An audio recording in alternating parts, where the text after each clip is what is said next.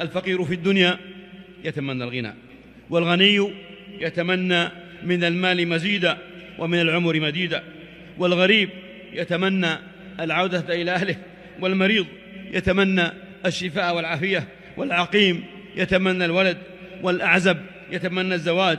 أمنياتهم في وظيفة مرموقة وزوجة جميلة ومركب هنيء وبيت واسع.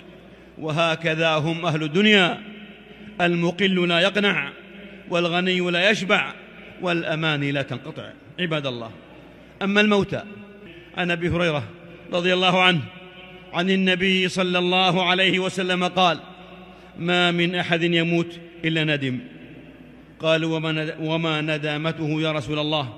قال: إن كان محسنا ندم أن لا يكون ازداد، وإن كان مسيئا ندم أن لا يكون نزع.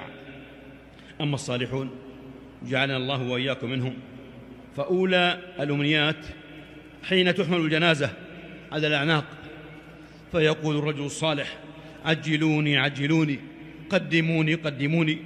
وإن كانت غير صالحة قالت: يا ويلها، أين يذهبون بها؟ أخروني أخروني.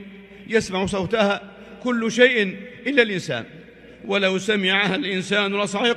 أخرجه البخاري من حديث أبي سعيد الخدري رضي الله عنه. معاشر الإخوة، إن الصالح حين يدخل في قبره ويرى نعيم الجنة ويرى نعيم القبر وسعته ونوره وانشراحه يتمنى أن يعجل الله قيام الساعة.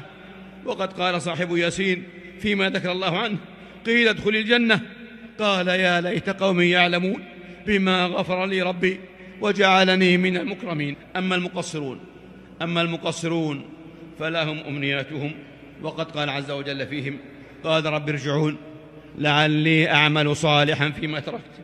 وقال عز شأنه: ربنا أبصرنا وسمعنا فارجعنا نعمل صالحا إنا موقنون. وقال سبحانه: يا ليتني قدمت لحياتي. وقال عز شأنه: لو أن لي كرة فأكون من المحسنين.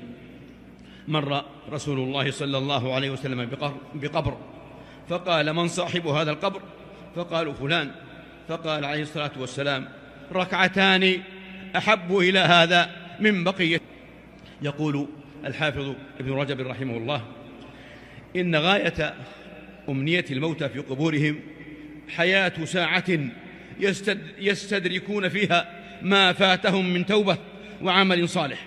وأهل الدنيا يفرطون في حياتهم فتذهب أعمارهم في الغفلة ضياعا، ومنهم من يقطعها في المعاصي عياذا بالله.